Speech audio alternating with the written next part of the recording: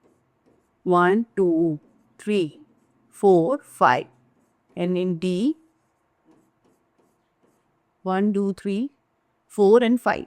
1 will go here. It is S, it is P and it is D. See, 2 fluorine will come here. So the hybridization will be S, P, 3 and D. True?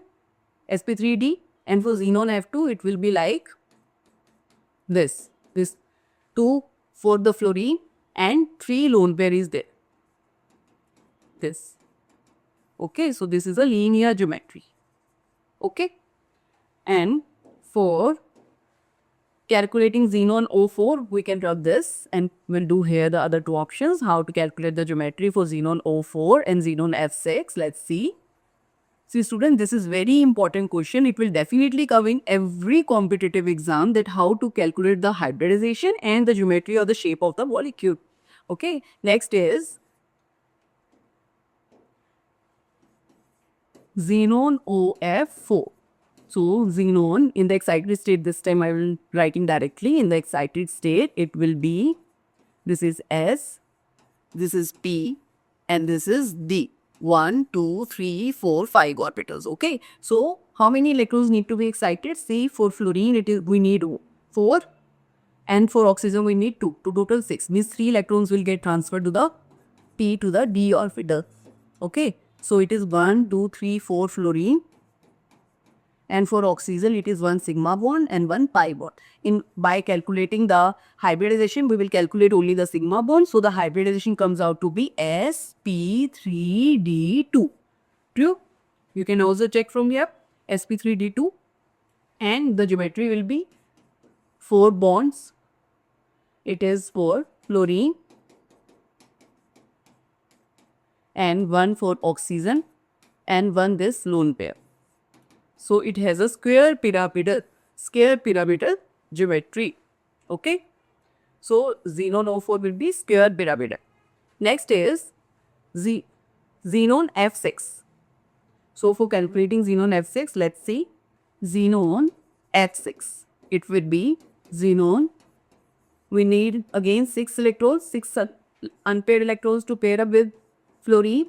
So we will transfer 3 electrons to the d orbital from the p orbital, so that we will get 6 unpaired electrons and all these electrons will get paired up by the fluorine. Okay.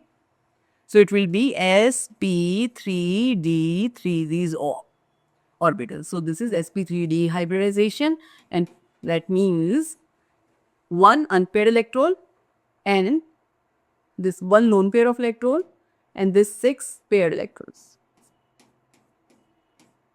This fluorine, it will come like this, 6 bone pair and 1 lone pair.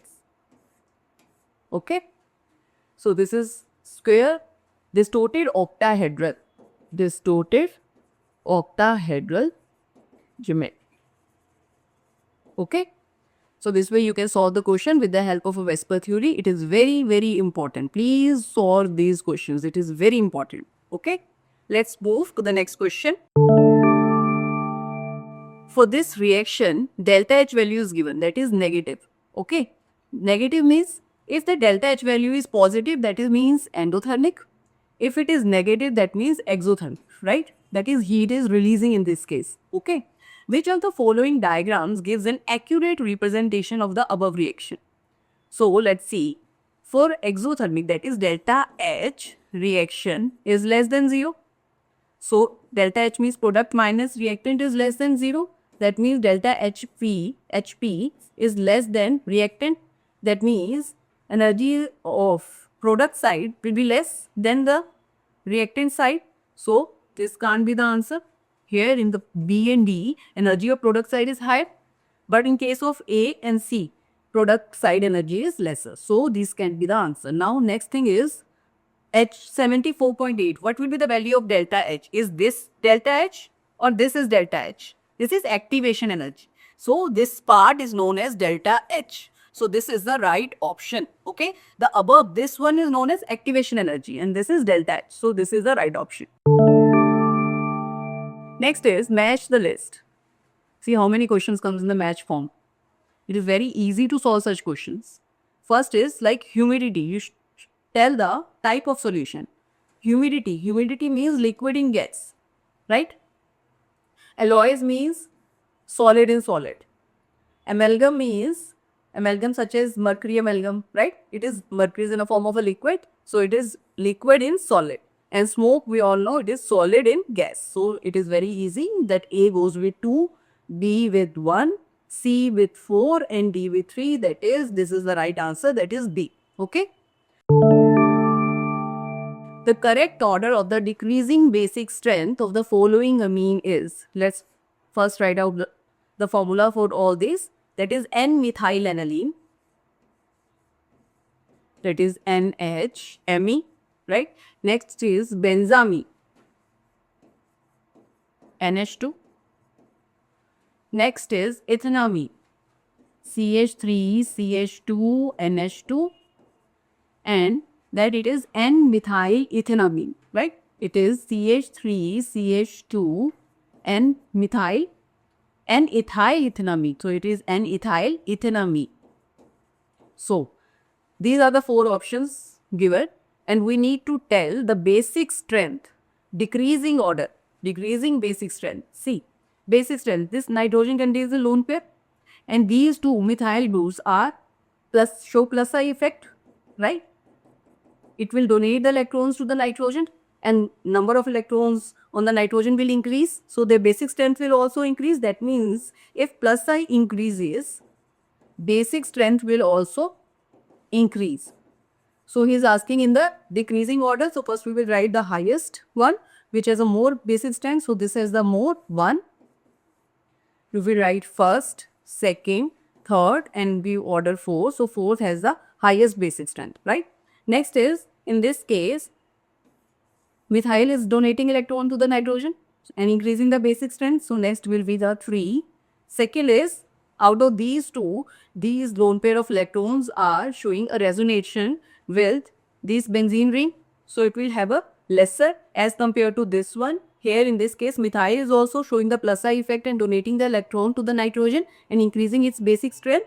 So 4, 3, then 1 and then 2. Let's see the option. First is N-methylethanamine. Here it is N-ethylethanamine in these 2 options. Next is ethanamine, same. Third is N-methylaniline and then benzamine. So C is the right option. Understood? If the plus I increases, that means the number of electrons on the nitrogen will increase and its basic strength will also increase. Among the following, choose the one with equal number of atoms. So for that, we need to calculate the number of atoms for all the options. First is,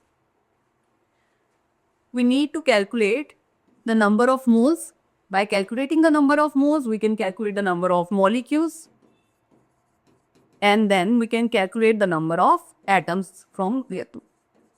Let's do one by one. First is 212 gram of Na2CO3.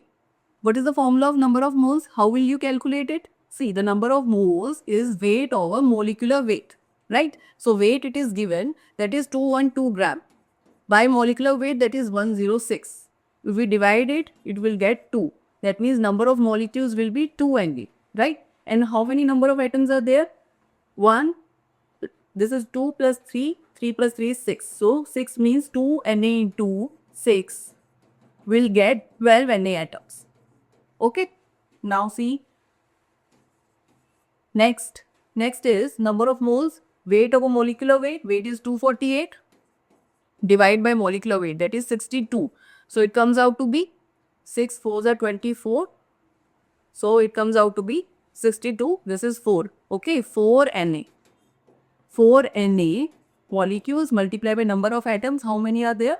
2 plus 1, 3 atoms are there. So it comes out to be 12 Na again. So means A and B are same number of atoms, equal number of atoms. Next is NaOH. So for NaOH, it is 240 by 40. That is 6. Number of moles, 6 Na molecules. 6 Na multiplied by how many atoms are there in NaOH? It is 1, 2 and 3. So it comes out to be 18 Na. So C is not equal. Okay. A and B is equal. Next, fourth option. Number of moles, it is 12 by 2. That is 6. Again, 6 Na. Number of molecules, 6 Na multiplied by 2. That is 12 Na. Again, means A, B and D contains equal number of atoms, right? Let's see the E option. That is 220 by 44. Again, it will come what? It is 2. 4. 4 4 is 16. And it will come out to be 4. 4 4 is 16. 4 5 20. So it comes out to be 5. So that's right. 220 by divided by 44. 22, 110, 11, 10. So it comes out to be 10. Okay. So it comes out to be 10. So it is 10 Na. 10 Na multiplied by how many atoms are there? 3. So it comes out to be 30 Na atoms. So out of all the options, A, B and C contains equal number of atoms. Okay. So this is the right option. A is the right option in this case. Okay. Let's move to the next question. I hope you all understood.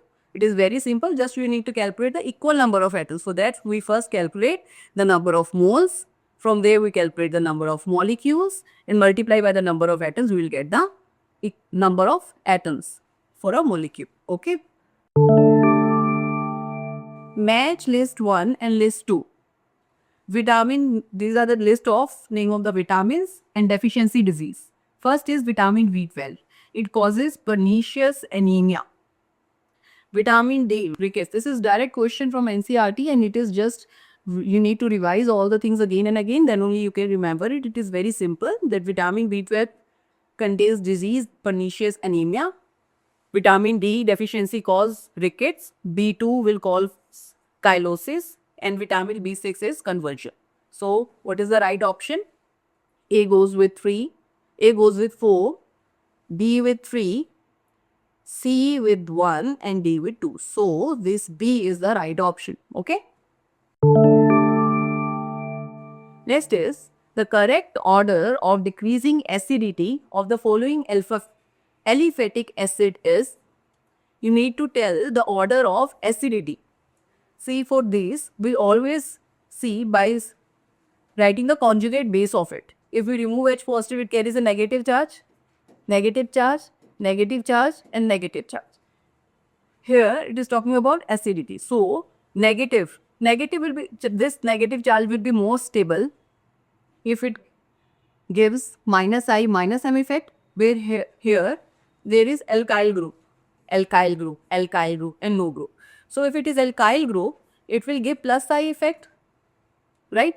Or plus H effect, but here it is plus I effect, right? So it will destabilize this negative charge. So it will decrease the acidity. So the highest acidity will go for this HCOOH because it has no plus I effect. So as the plus I effect increase, acidity will decrease. Okay. In the case of acidity, we always see by seeing its conjugate base. First remove the H, we'll get with the conjugate base, then see if it is carry a negative charge, how it will be more stable if it goes with a minus effects. Okay, minus I, minus M, such effects will increase the acidity and this plus I effect will decrease the acidity. So in this case, the option C is the right answer. See here, CH3 group, 2CH3 group, 3CH3 group. So plus I effect increases, acidity decreases. So C is the right option. Okay. Let's move. See, in exams, these are very important. They can ask you acidity, basicity, Vesper theory. Okay. So all these are very important. These are the fixed questions. This will definitely come in every competitive exam. So please go through such questions. Given below are the two statements. First is ferromagnetism is considered as an extreme form of paramagnetism. This is very true that for different molecules, ferromagnetism means it is only also this unpaired electrons are arranged together. So these are the extreme form of paramagnetism. So this is the true statement. The number of unpaired electrons in a chromium ion is same as that of niobium ion. Let's see. What is chromium ion? chromium is 3D. Scandium, titanium, vanadium, chromium. So it is 3D4, 4s2. So chromium 2 positive means 3D4. That means it will contain 4 unpaired electron. Right? And he is saying it has the same as that of niobium. What is the electronic configuration of niobium? It is xenon 4f4 5s2. So niobium 3 positive means xenon 4f3, right? So it has 3 unpaired electrons. That means chromium and niobium ions do not have the same unpaired electrons. So it is the wrong statement. So statement 1 is true, but statement 2 is not. So statement 1 is true, but 2 is false. So C is the right option. Okay. Let's move to the next. So please learn the electronic configuration of all the transition elements and F block elements. From the D and F, the most important thing is to know the electronic configuration and the order of the elements. Okay. Match list 1 and list 2. This is from the chapter Basic Elements of Chemistry, that is Basic Organic Chemistry. This is also very important, that how to do the purification of the compounds or how to do separation of the compounds. This is a direct question, that is, these are the mixtures, how to separate these mixtures. See, in the first option, it is chloroform and aniline. So how will we separate it? We know that in this case, both have a very high difference in a boiling point. Okay, so we can separate it with the help of a simple distillation method. Okay, next is crude oil in petroleum industry. Here the difference in the boiling point is low. Okay, so we can separate it with the help of a fractional distillation. Next is glycerol with spent lye. It is to reduce the effect of decomposition, we use it under the reduced pressure. Okay, so distillation under reduced pressure is the right option for glycerol with spent lye so that it will not get decomposed. Next is aniline water. It can be separated by steam distillation. So these are the right options. First goes with 4, A with 4 in those two options, B with third, glycerol with spent lye with 1. So A is the right option. Okay, let's move further. For the reaction, the backward reaction rate constant is higher than the forward reaction rate constant by a factor of 2500 at 1000 Kelvin.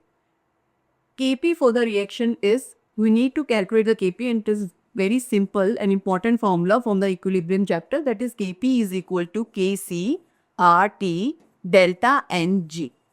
Okay, this is equilibrium at a constant pressure, at a constant concentration. R is constant, this T is temperature, and delta Ng is the number of moles of the gaseous products in the reactant side and product side. Reactant side and product side difference. Okay, so here it is given that Kc is, we know it is Kf by Kb, right? And here it is given that the rate constant is higher than the forward reaction rate constant by 2500. That means it is Kf is equal to 2500 Kf. Backward reaction rate is 2500 times greater. So it is 2500 Kf. If you cancel, it will get Kc value is 1 by 2500. Just put this value in this. Kp is equal to 1 by 2500. Value of R is 0.0831. Multiply by temperature is 1000 Kelvin. Then delta Ng. Delta Ng is difference of the gaseous reactant and product inside, that is 2 minus 1. Delta Ng will be 2 minus 1. So it is 1. So it is 1. Okay. So on calculating, you will get the answer 0.033. Okay. So please solve it. The answer will be 0.033. Just put the values in this formula. It is very important. Okay. Given below are the two statements. First is, benzene diazonium salt is prepared by the reaction of aniline with nitrous acid.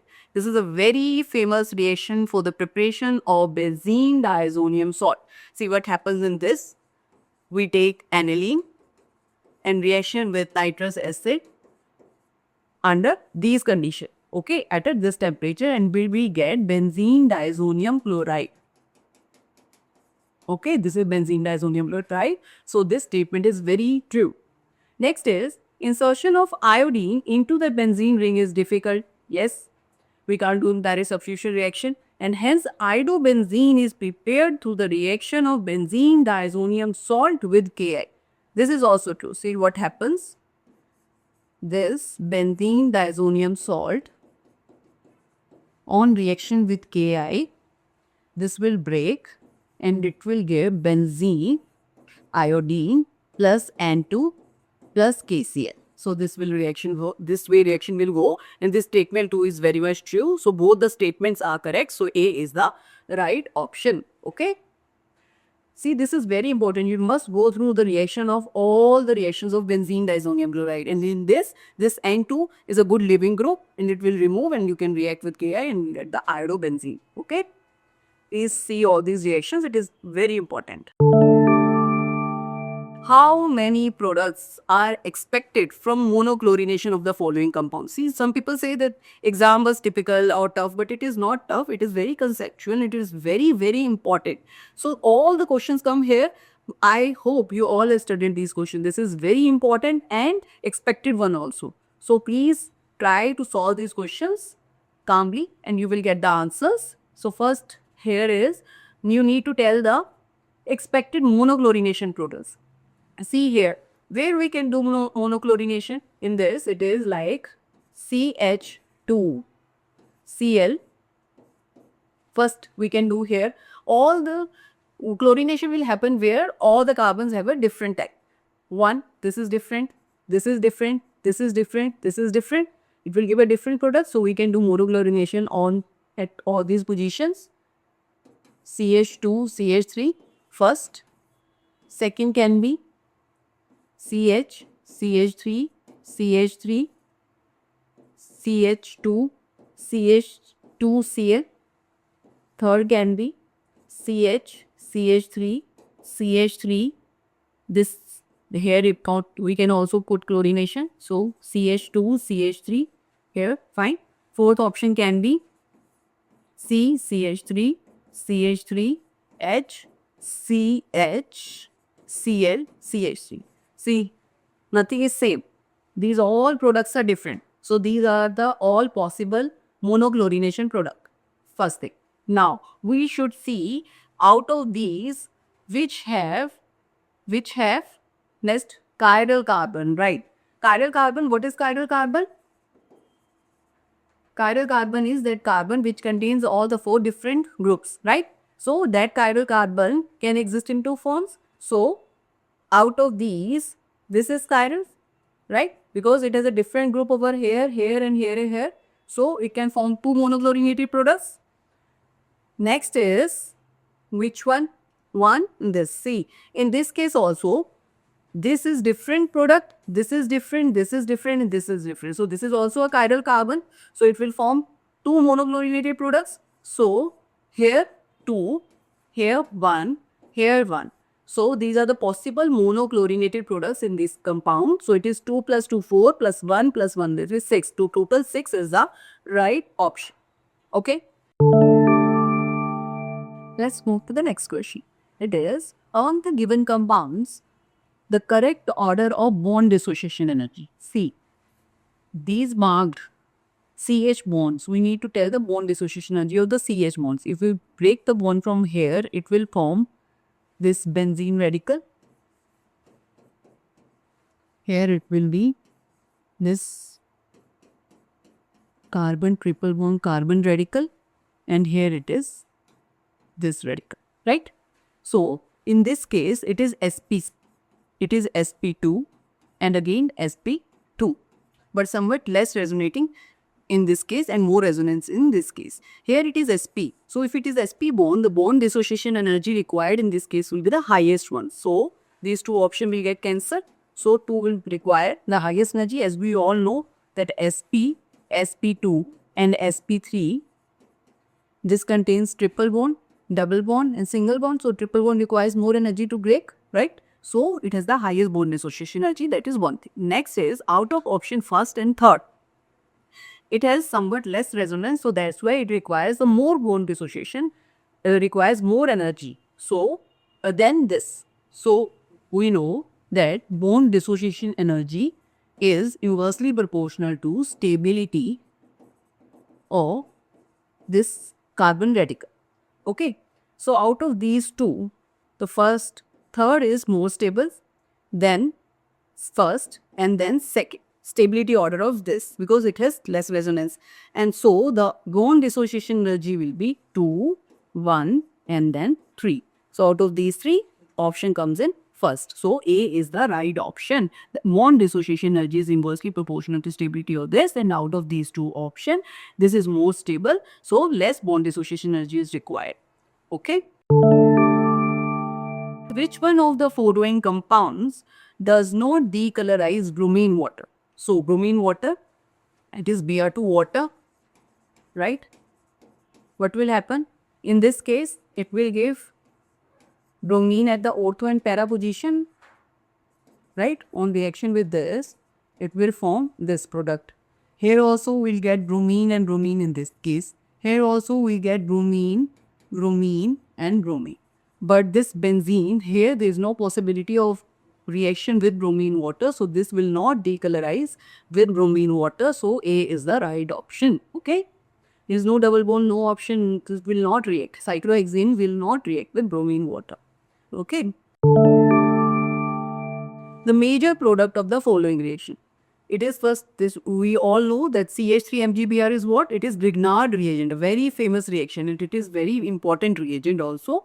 When it is in excess with this, there are two reacting sites now. One is keto, one is cyano. Grignard reagent reacts with keto as well as cyano. Let's see the mechanism, how it will go. In this case, it is CH2 and then cyano, right? When we react with CH3MgBr, it is CH3 negative and Mg positive, right? This negative will attack at this carbon. It will go up, O negative. This positive MgBr will go here, right? So it will give CH3 OMgBr, and this CH3MgBr is in excess. It will also react with this cyano molecule and can form this, this is cyano molecule. Let's raise this. It will also react with this cyano, that this will also react with this cyano molecule, right? So it will form imine. It will give CH3 double bond N MgBr. So when CH3MgBr, that is Grignard reagent, will be in excess, it will react both with keto as well as cyano. With keto, it will form this, and here with the amine group. On reaction with H3O positive acidified, it will give like this CH3, this OMgBr, this MgBr will dissociate and form OH. So it is CH3OH, in this case alcohol from keto, and in this case it will form this, and MgBr will also go and it will form CH3 and double bond O.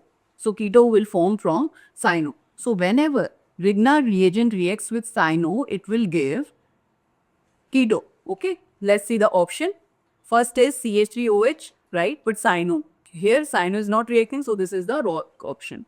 In this case, this is also wrong option. This is the right option. C is the right option, where CH3OH means on reaction of Grignard reagent with keto, it forms alcohol, and with cyano, it will form keto. Always form keto. Okay, so this is the right option. So please go through the reaction of Grignard reagent. These are very important. Okay.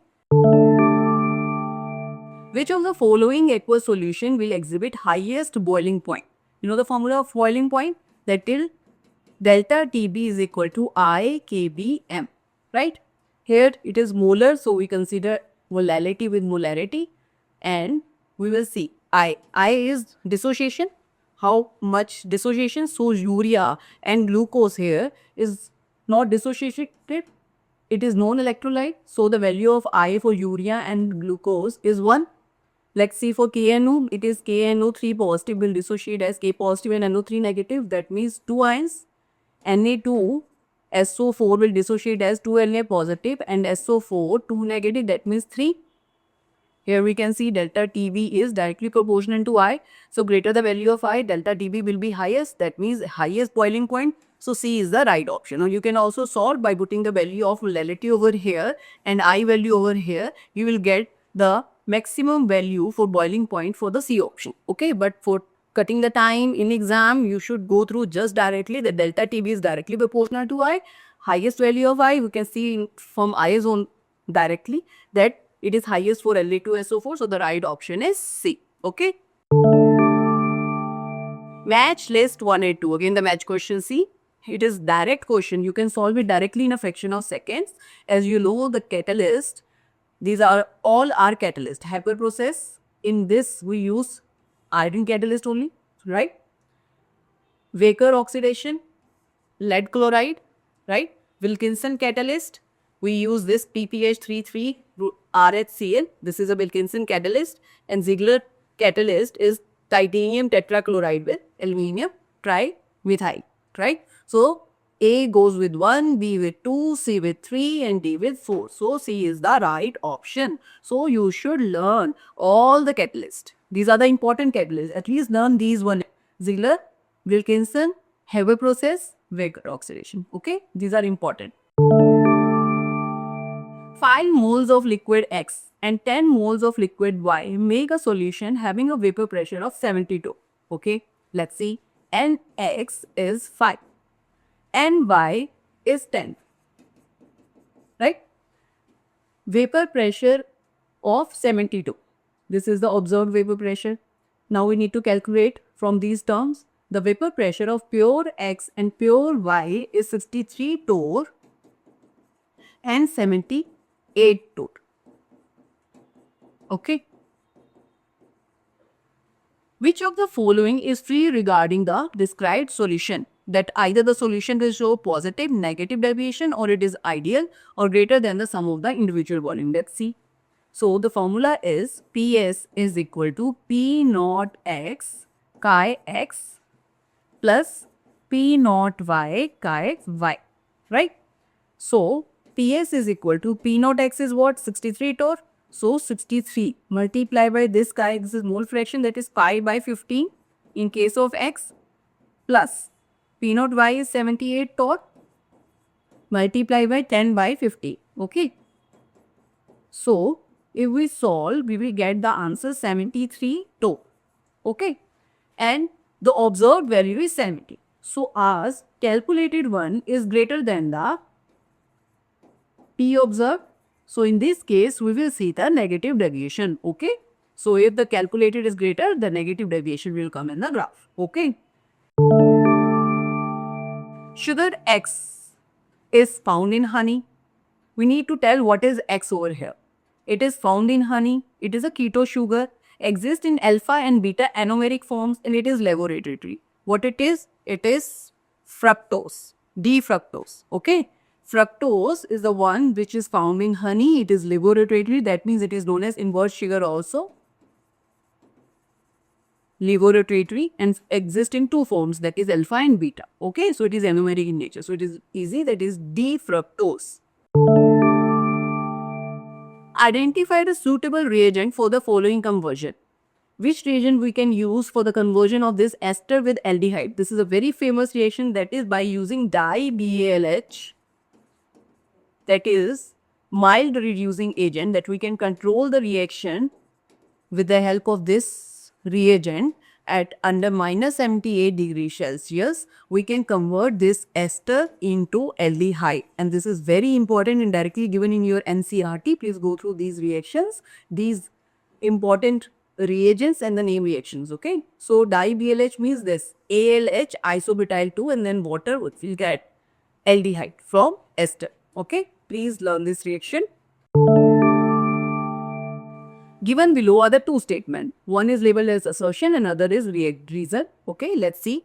First is, it says that this alkyl iodide undergoes SN2 reaction faster than chloride. It is very true because we know that on moving down the group, fluoro, chloro, bromo and iodo size increases and it is a good leaving group as compared to chlorine. So the reaction will be faster in case of SN2. This leaving group will leave easily. Okay, so this is true that it undergoes SN2 reaction faster than chloride. So this is a true statement.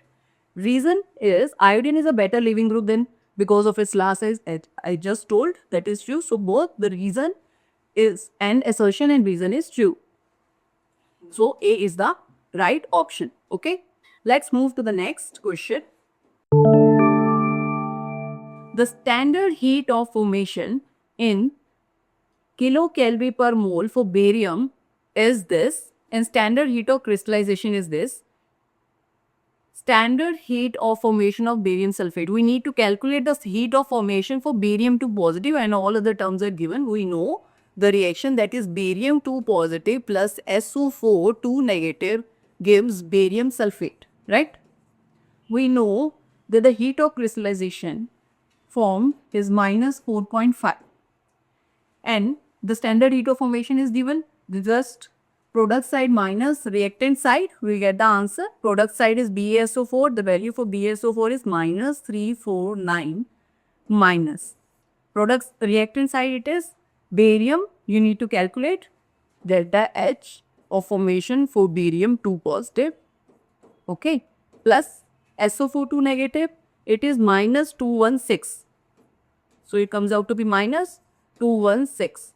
So on calculating and rearranging, we will get the value of delta H formation for barium 2 positive is minus 128.5 kilokelvin per mole. It is very simple. Just you need to calculate by product minus reactant. You will get the value of heat of formation for one reactant. Okay. So the answer is minus 128.5 kilocalorie. A is the right option. Okay.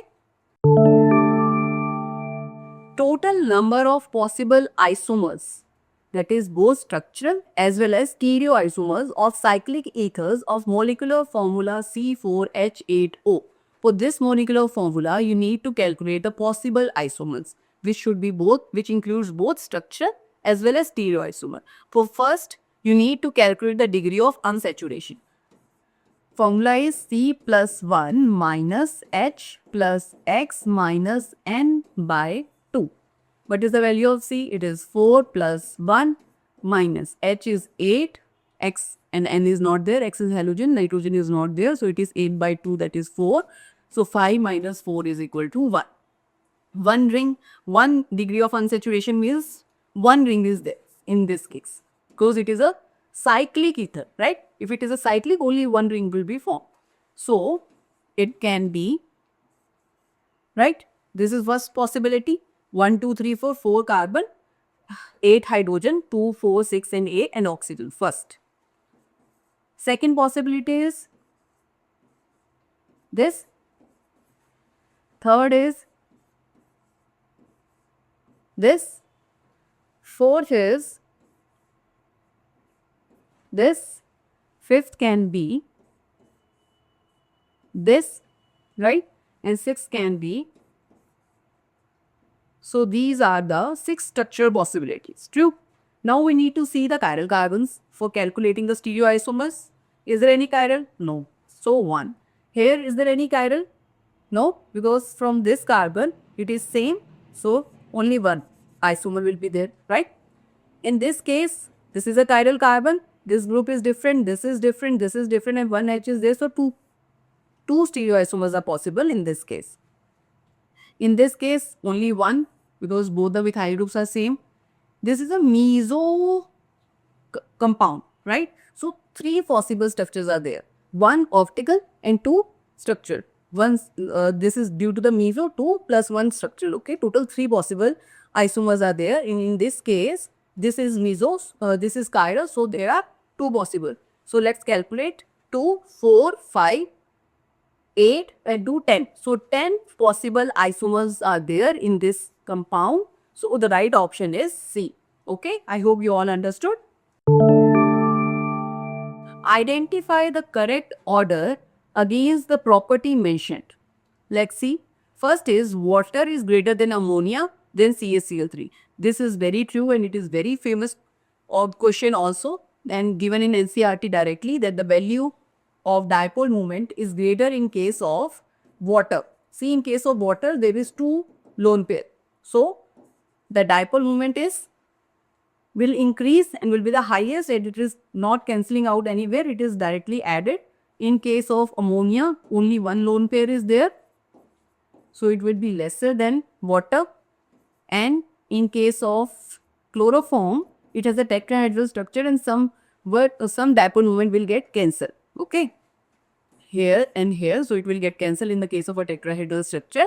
So out of these 3, this is a correct order of a dipole moment, and you can also see that oxygen is more electronegative, so it will have a higher dipole moment than the nitrogen. Okay, next is XCF4, XCO3 and XCF2, number of lone pairs on the central atom. See, in this case there are 2 lone pairs, in this it is 1 and here it is 3.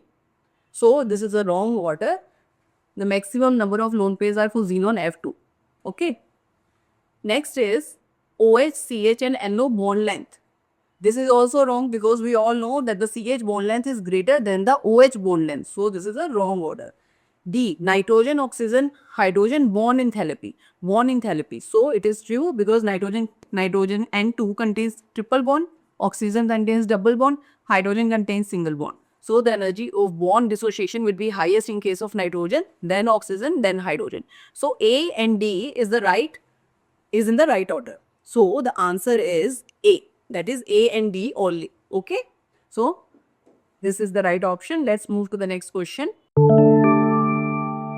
Higher yield of NO. This is a Lee-Chatelier principle question, and this is the most favorite question of every examiner in the competitive exam. One question will definitely come from Lee-Chatelier's principle, so you must learn all the effects, that is effect of concentration, pressure and temperature in case of a Lee-Chatelier's principle. Let's see the question here. He is asking the higher yield of NO, means the product. When the higher yield will come?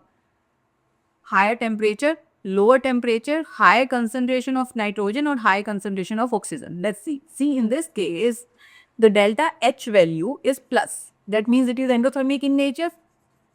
That means it can absorb the heat. If we increase the temperature, it can absorb more heat. Yes, it is going in a favored direction. So, if on increasing the temperature, equilibrium will increase and the reaction will move in the forward direction. If it goes in a forward direction, the yield of the product will increase. Okay, that means the yield of this NO will increase. So, high temperature will favor but not the lower temperature. Okay. Next is higher concentration of N2 and O2. See, both are there in the reactant side. If we increase the concentration, Lee-Chatelier principle says the reaction will go in that direction where the yield will be lesser, so that to balance it. Okay. So, to balance the equilibrium, it will go in a forward direction. So, that means it will increase the yield of NO. So, it will favors the yield of NO. So, C and D both is the right option. That is, on increasing the concentration of nitrogen and oxygen, NO yield will increase. So, A, C, D is the right option. So, D is the right option. Okay. If the rate constant of a reaction is 0.03 per second, how much time does it take for 7.2 mole liter concentration of the reactant to get reduced to 0.9 mole per liter? He is asking about the time. So, we know the formula T is equal to 2.303. See, from here we know the units are per second. That means it is a first order reaction. So, we use the formula for the first order. That is T is equal to 2.303 by K log A naught by AT. Okay. So, on filling the values 2.303 by K, what is the rate constant? That is 0.03 log. What is A naught? A naught is initial concentration. Initial concentration is 7.2. And after time 2, it will reduce to 0.9. Okay. Please solve this question. You will get the answer 69.3 seconds. Just do this calculation. It is very easy, and by calculating you will get the answer 69.3 seconds. Okay. The last question of this exam, that is, which one of the following reaction does not belong to lesson test? This is also the most favorite and the important question. In every exam you will see this lesson test. Okay. It says, what says lesson test? Which reactions will include? It's test for carbon. It tests for carbon, sulfur, halogen and phosphorus. So, in the first three option, it is there that it forms NaCN, Na2S, NaX, but this reaction doesn't go with lesson test. That is, it doesn't, copper oxide doesn't react with copper and give copper and carbon dioxide. This is for the, from the, that percentage of carbon and hydrogen we use this. So, this is not related to lesson test. So, this is the right option. All this belongs to lesson test and we need to calculate does not belong. So D is the right option. Okay. So here we end up with the NEET 2025 chemistry BYQs. Okay. Please do all the questions related to main reactions, reagents, lesson test, and that Lee-Chatelier principle, Vesper theory, electronic configuration and D and F log. These are such questions which will come in each and every competitive exam and these are very easy. Just go through these questions. Thank you.